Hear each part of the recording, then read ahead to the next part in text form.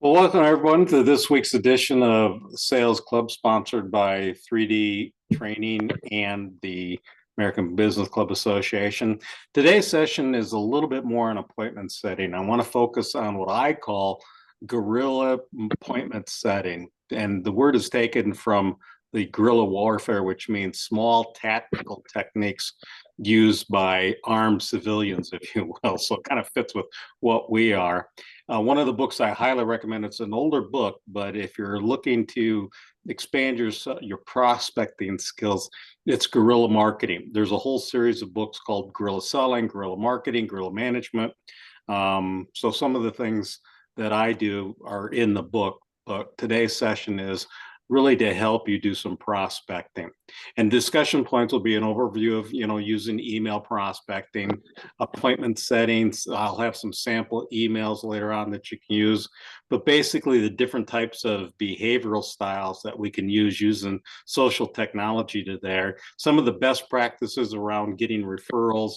And I really want to talk about a paradigm shift in the way we should be managing our certain territories.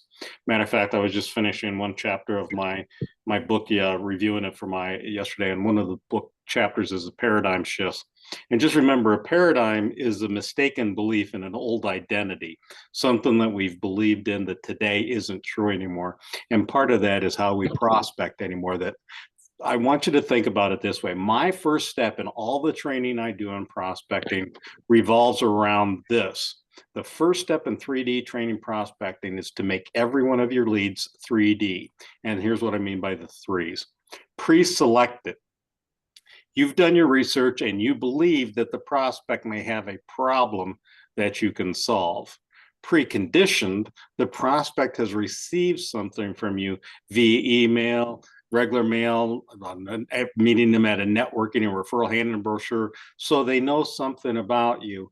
And preheated, the prospect knows that you'll be following up, that you will be calling, even perhaps the specific time that you will be calling. So again, every one of my leads today, I believe, with the ability to go find emails, to get names of people, every one of your leads should be pre-selected, preconditioned, and preheated.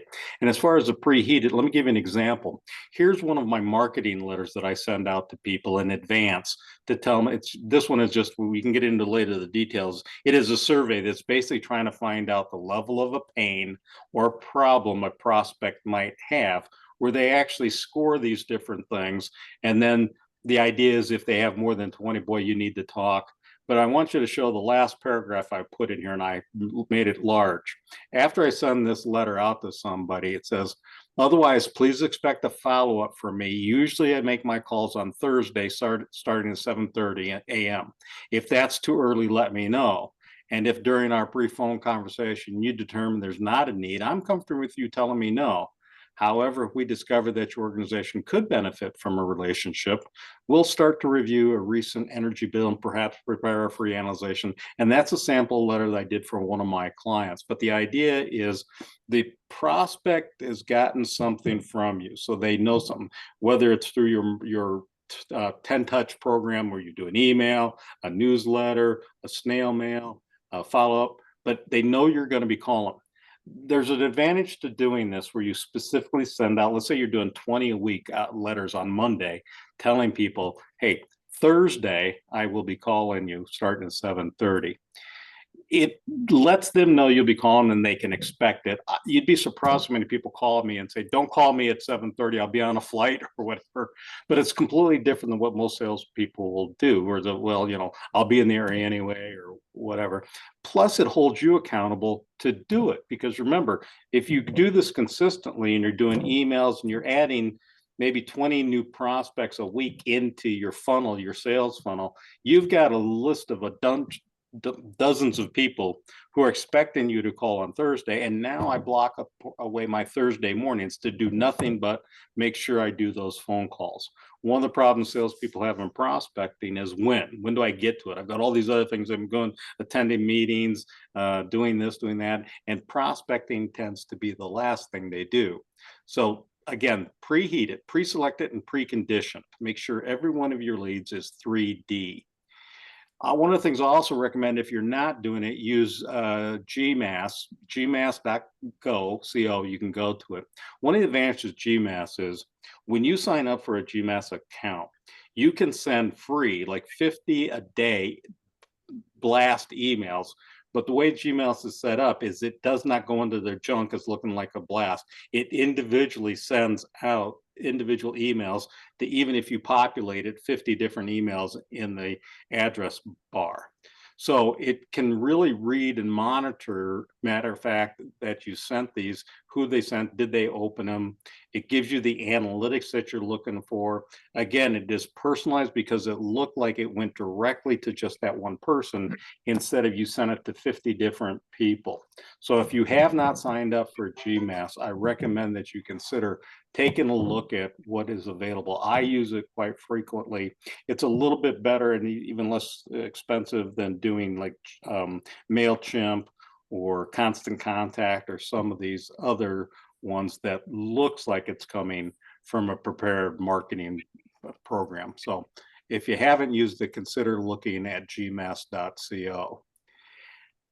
Years ago, and I'm not going to play the tape now, but as those of you that are watching this, if you want to highlight the link that I have right now, what happened to Ford was in the 70s and early 80s, Ford Motor Company was losing sales, specifically to the Toyota Corolla. Toyota, originally, most people thought the Japanese products were cheap, but then they started finding that the Japanese products had a high quality. And 60 Minutes actually did a story on Ford, how bad the Ford Granada was. They took one of the pictures, they took a marble and they put it in the seam between the engine hood and the fender. And as that marble rolled down, it fell into the engine compartment because the gap was not symmetrical as it goes down. So Ford was really getting blasted that their quality wasn't good. So they just went to a huge marketing campaign, Ford, quality is job one. That was the advertising campaign that they had. Some of you might remember it. That's what they had in signs all the way around all of the manufacturing, all of the factories. They had quality is job one, and they pushed the whole idea forward, quality is job one. Well, the reason I'm putting this in here is I want you to think about, for you, appointment setting is job one. That's when we're in sales, that's what salespeople need to think about. Appointment setting is job one, because without appointments, you're out of business. So many salespeople talk about, well, I need more product knowledge. Well, what good does product knowledge do if you've got nobody to present it to? Sales is really basically simple: marketing to get your lead, develop your lead; appointment setting to turn that lead into an actual conversation, whether it be face to face or over the phone; presentation, make the presentation; and then close. So it's really 4 steps, but the other 2 steps, presentation and close, mean nothing if you're not getting the appointment. So that's why I took these 2 slides together and took what's Ford put as quality as job one, and I want you to think about appointment setting as job one. And typically the way that we ask for appointments is usually referrals. Statistically, most people will find that basically 60 to 70% of their business comes from referrals. Many people know networking. I talked to a gentleman this morning who religiously goes to 4 networking events every single week. And part of my Wheel of Fortune activity that I call it is I go to 2. I go to 2 networking events every single week.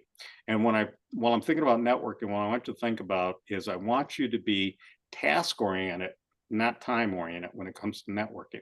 So a lot of people don't go to network events because I've already spent 40 hours doing this, or I'm working 50 hours and I'm not going to go to that 7 o'clock to 9 o'clock Chamber of Commerce after hours. Nobody says you have to be there for 2 hours. When you go to a networking event, your goal should be to collect or give out 5 business cards, and then you can leave. And a matter of fact, many times I just walk up to somebody at a networking group, and I don't know anybody, and 3 people are already together around one of the cocktail tables, and I'll just walk and say, "Hey, would you guys take my business card so I can leave?" And they go, "What?" "Yeah, I have a rule that once I give out 5 business cards or collect 5 business cards, I get to leave." And they go, "Well, that's a great rule." And all of a sudden you get a conversation going. But think about it that way, is that even if you only make 2 or 3 connections at a networking event, it's worthwhile. And then the third way most people ask for an appointment, obviously, is on the phone. via text, via email, some type of messenger, or even using LinkedIn. But the benefits of each of this referrals can give you that credibility as the other person is really doing a lot of the heavy lifting for you. They've already vouched for your integrity. They've already said that they might use your product or service. So referrals are huge. But one of the things I want you to understand about referrals is you can't ask for a referral unless you give them. So part of your activity every single week is I'm going to give out 2, 3 referrals. I'm going to play matchmaker. I'm going to try and match up people that I know through my LinkedIn connections, through my other activities, what I'm doing. I'm always going to try and match up 2 people. Because if you're trying to match up somebody else, now you have more credibility within your own mind that I have the right to ask for some types of appointments because I've given it from somebody else. So, think about that way, asking for referrals if you can, but give them first. Networking events gives you that chance to qualify somebody before you even ask for an appointment. You might meet somebody at a networking event and just decide, that isn't even somebody that I want to do business with. So when you start thinking about networking is don't think about it as going out there and trying to get everybody to want to meet with you. Think of it as, hey, I'm using this to cull through all these different people who really is somebody that I want to have conversations with. And while traditional cold calling has become less and less effective, the way people choose to communicate is changing. So, thus, emails, LinkedIn messages are guerrilla methods that we need to consider. And again, there's only 2 reasons why people still cold call the old fashioned way, just picking up the phone and dialing for dollars without making all their leads 3D. It's just some people just can't change their paradigm and shift because they still think dialing for dollars still works as it did 5 years ago. Well, statistically, it used to work this way. You used to be able to say that in an hour, you can actually call about you can actually dial the phone 60 times with dials, with disconnects, busies, no answer. You can actually dial the phone about 60. And out of that, you'll probably actually reach maybe half people, somebody actually pick up the phone. And out of those 30 people that actually pick up the phone, you might be able to get to 17 people who are decision makers. And out of those 17 people, you might be able to schedule 3 appointments. And out of those 3 appointments, you might get 1 sale. And so the whole mindset used to be with sales managers is, well, for every appointment you want, you got to spend an hour of prospecting on the phone to get that. But the idea is that's changed. You know, you hardly talk to, if you dial the phone 60 times, the chance of you talking to half that people is really slim to none. So the idea is some sales managers really have got this mindset that somebody just has to cut their teeth on cold call and you have to do it. And even if they're unproductive, it's simply a better way to even hone their skills and practice. But again, I want every one of my clients that I deal with to make every one of their leads 3D, pre-selected, preconditioned, and preheated. The way things are today, there's no reason that you should be doing actually real cold calling. They should be warm calls. And the phone or emails, we use what's called the no pressure script. And I'll kind of get into the no pressure script for you. The no pressure script is I want you to look, sound, and act different than every other salesperson. Every other salesperson picks up the phone. Hi, how are you today?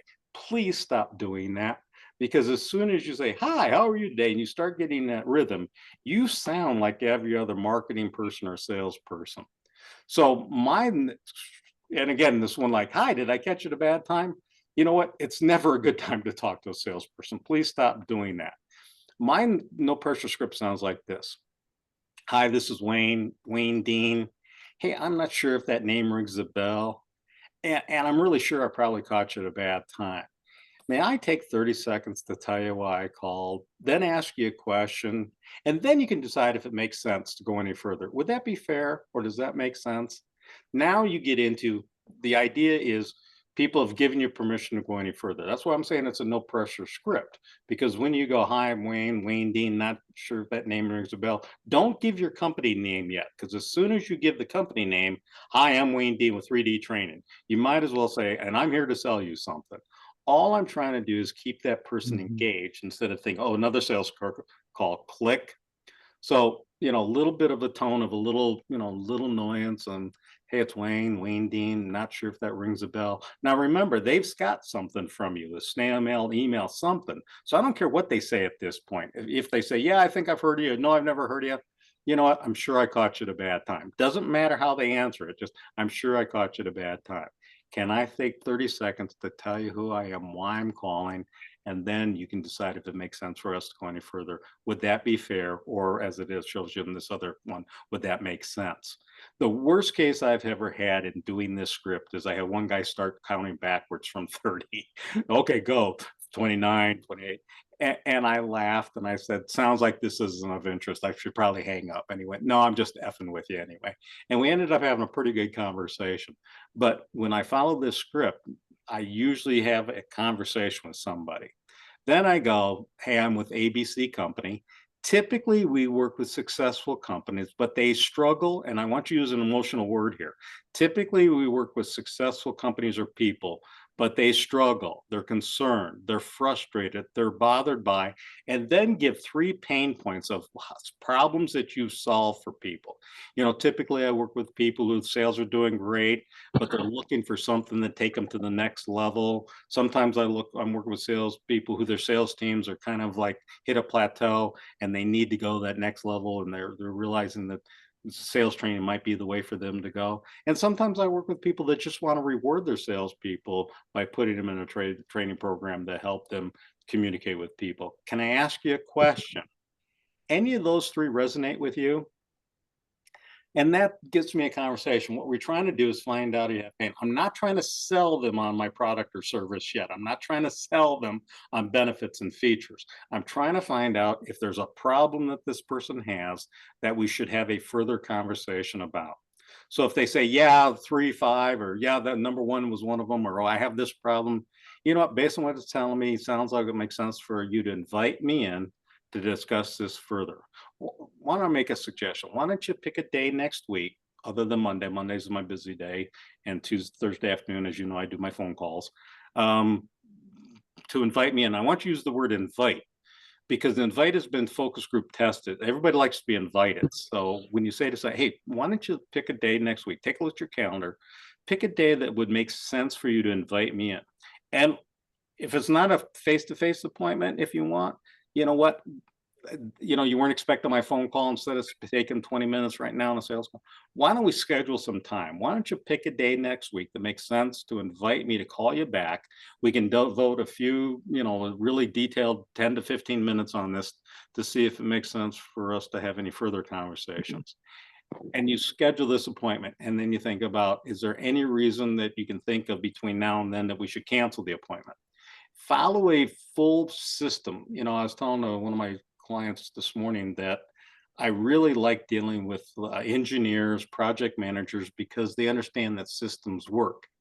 All I'm asking salespeople to do is have a systematic approach to appointment setting instead of just winging it. So again, using my system over a 4-year period of time, I had one company had a 47% increase in revenue, and 73% was directly a result of this new digital prospecting approach by making every one of their leads 3D and following the script that I just went over as far as no pressure script.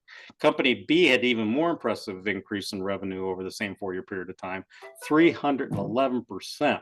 The percentage of its revenue increased and was generated basically because of this outreach that we were doing and teaching them how to make sure that every one of their leads went into a touch program so that by time the salesperson picked up the phone, they weren't blowing and wasting that lead because they did a poor job of educating the customer why they should even have a conversation. The idea is pre-selected, preconditioned, and preheated makes this new order of prospecting work for you. And again, how did they do that? Well, again, it depends what you mean by cold calling. Before the internet, there were two simple options when it came to cold calling. You either drop somebody by somebody's office and attempt to try and get through the door and cold call face to face, left your business card with the receptionist and hope they called you back, or you pick up the phone and made those dreaded calls where you hope you're able to talk to Vito. Vito stands for a very important top officer, and you tried to get through them. And that burns out a lot of salespeople because they're spending this time and get it rejected because they didn't do a very good job of even understanding why the prospect had a problem, anything they could address.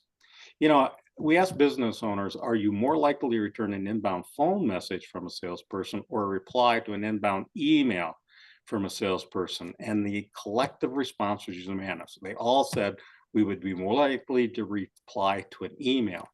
So take the script that I just gave you, that no pressure script, and instead of just having it verbalized, it can be written into an email. The same thing to somebody. Hey, it's Wayne Dean. Not sure if that name rings a bell. Would you take another 47 seconds to read this? Maybe we can have a conversation, because predominantly that person would more likely reply to an email, because then you do it on their own time, 11 o'clock at night or on Sunday afternoon, whenever they're following up on all the emails they got. They're more likely, if you can find out a pain point that they have, that they might want to return your phone call. But the email can't be a marketing blast from a service like MailChimp. Try and use the one that I showed you, GMass. It must be a brief personal email from the salesperson to a prospect. Second, most important, we only ask the VA to respond to the email, not that they would say yes to a meeting. What I mean by that is, hey, is there a level of interest first? That's what we're trying to accomplish first. Do you even have a problem that I can solve? Because I don't like these emails that look like, hi, Wayne, this is an actual email.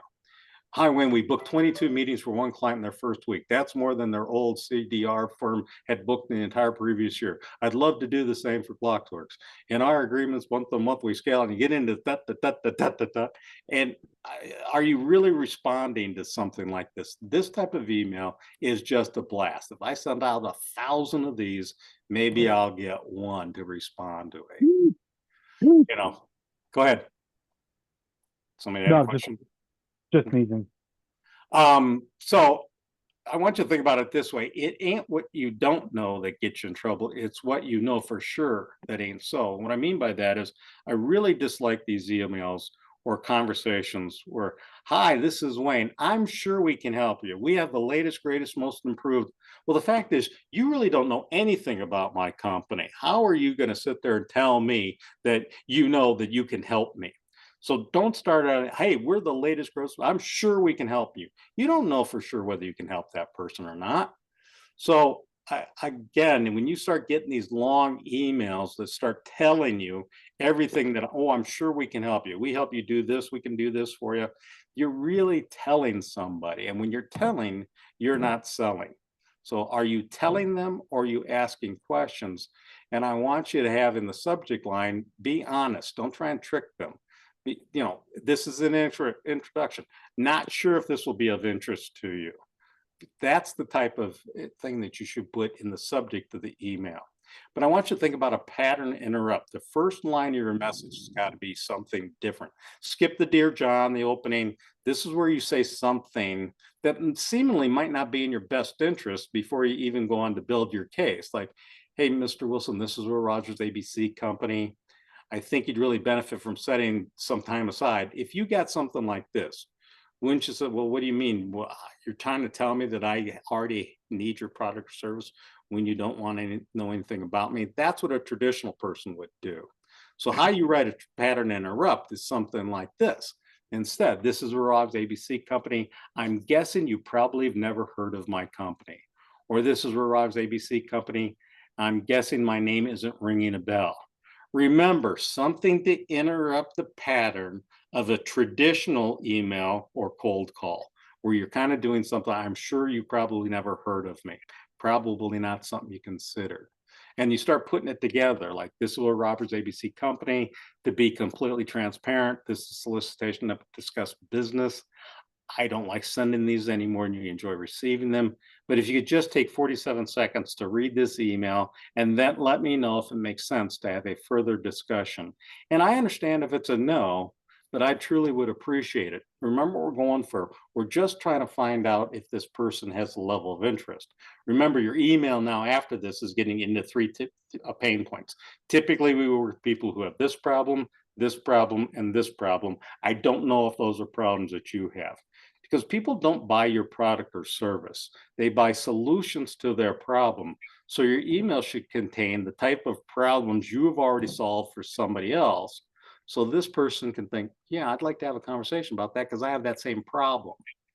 And why open with a pattern interrupt? Because it creates that level of credibility that the traditional email approach just doesn't have. It's not even close because that traditional email starts out with benefits and features typically. Let me take the feature of my company and convince you it's a benefit. It's really difficult for an email to do that. So don't try and do that in your first email. Just talk about the pains you solve for somebody else. And we do in this thing what's called the negative presupposition, which is a verbal tactic of presupposing the negative rather than the positive. And it's based on the principle of the okay, not okay principle that psychologists use. And by presupposing they've not heard of you or your company, it makes it psychologically easier for that person to respond with you, no, I've not heard of you, but I'd like to. You have to be bulletproof on the inside and ask for help on the outside. So what I mean by that is, hey, I don't know if you need my product or service. Let me know if this is something that would make sense to even have a conversation about. A little bit different than pushing benefits and features on the person and trying to convince them that they should have a conversation with you.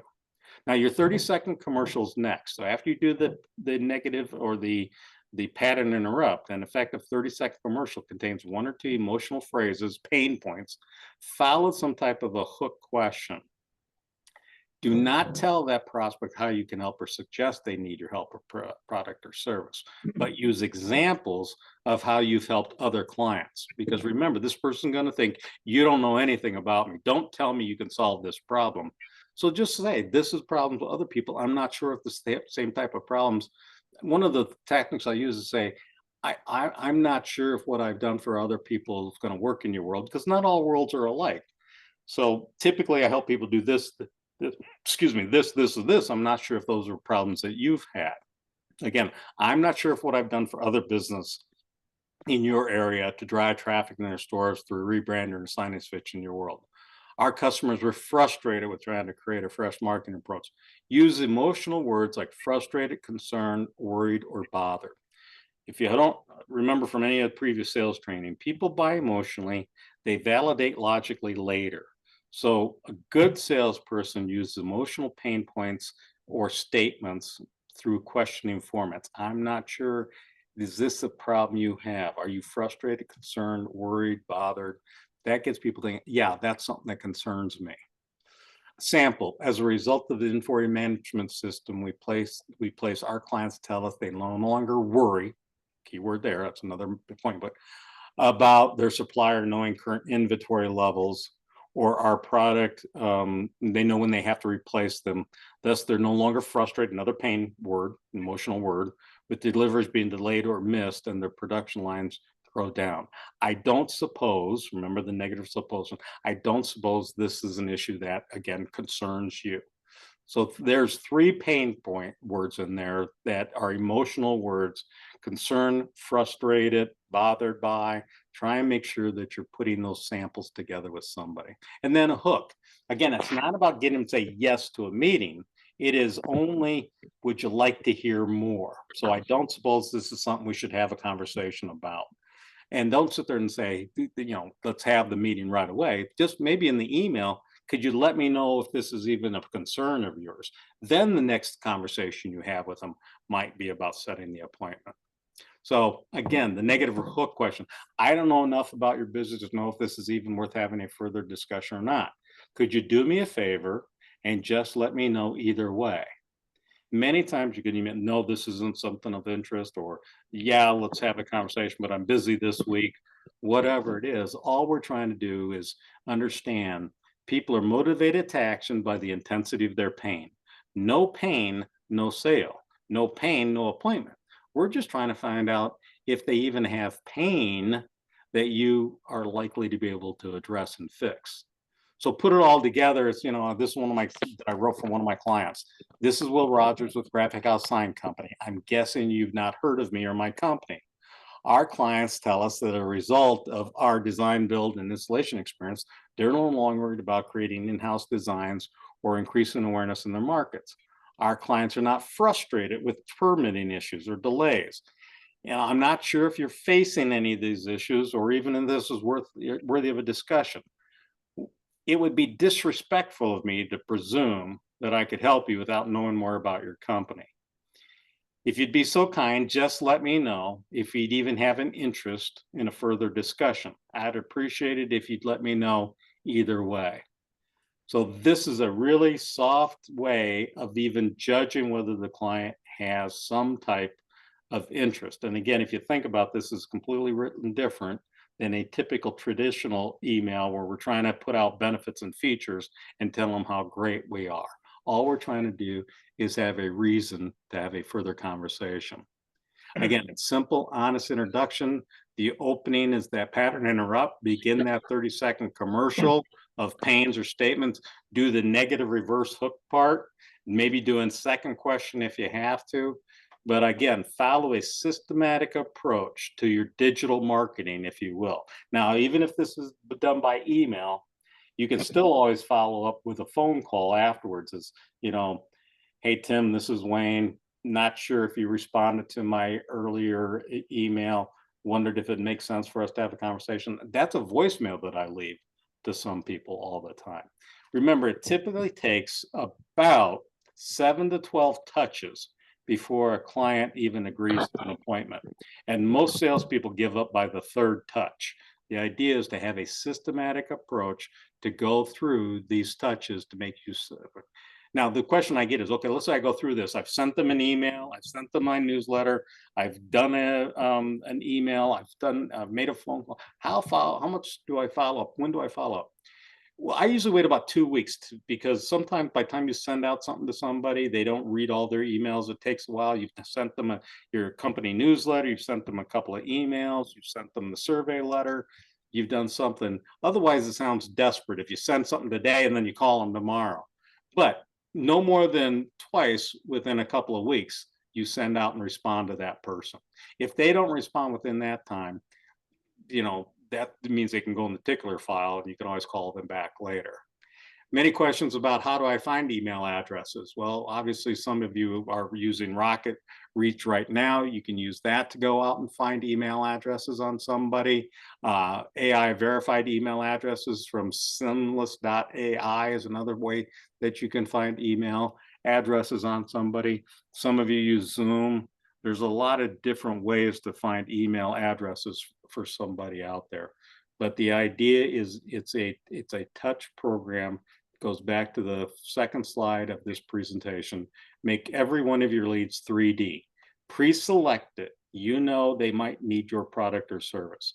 Precondition, they've received something from you electronically, snail mail, brochures, whatever, so they know something about you. And then even preheat it. You've told them when you're going to be calling, so they can expect a phone call from you and respond to you systematically in that way. Summary, 71% success rate over a 2-year period with companies that I've had them completely change their prospecting from cold calling to this type of warm calling. And yeah, 23% of the people do not respond either way, but compare that to 6% conversion rate on typical cold calling, and you'll find that making every one of your leads 3D and spending some time doing some digital prospecting is certainly worth it. So that this time I'll open up if anybody's got any comments or questions, statements, anything either, Tim, you have? So if you had an email list and you start sending out emails, so let's just say half don't respond, when would you attempt to reconnect with those people again? Would you wait 6 months? Would you wait a year? No, 30 days. What I do is typically, if somebody doesn't respond by like 7 touches, one of the emails I have is close the deal or close the file. Hey, Tim, Wayne, I've sent you 7 different approaches, tried to communicate with you. Sounds like this isn't of interest for you at this time. Unless I hear from you within 72 hours, I'm going to close your file. You'd be surprised when you tell somebody you're going to close your file, how often they respond to it. because timing is everything sometimes. And they're thinking, well, this guy will keep hitting me, and when timing's right, I'll call him. So again, it's apologize. I've sent you 7 different emails. I've sent you my newsletter. You haven't responded. This must not be of interest to you. If I don't hear within 72 hours, I'll close your file. Now, they don't know what that means, but it doesn't sound good. What if your doctor called and said, hey, I haven't seen you in 6 months. I'm going to close your file. You'd probably call them and schedule an appointment. But just because you close the file doesn't mean you can't open it 30 days from now. So 30 days from now, I go back, hey, Tim, I was going through my list.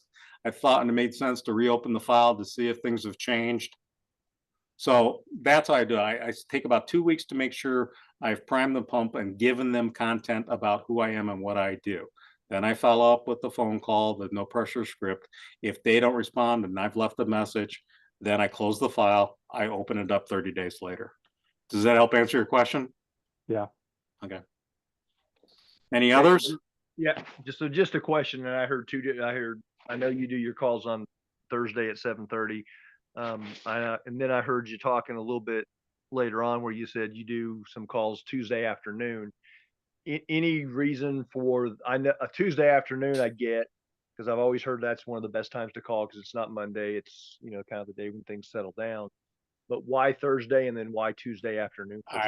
Because I usually I spend Sunday afternoon, about 4 o'clock on Sundays, when I start doing all of my emails to people, that the list I've gathered from emails, business cards I've collected. By Monday is my production day. Monday is when I'm sending out all of my emails to people, or my snail mails. I usually send out 20. Part of my Wheel of Fortune activities, I do emails, I do snail mail, and I send those out by Monday. I want to give them time to open up the email or even the snail mail, so that if they open up on Tuesday or Wednesday, Thursday, they're expecting a call from me.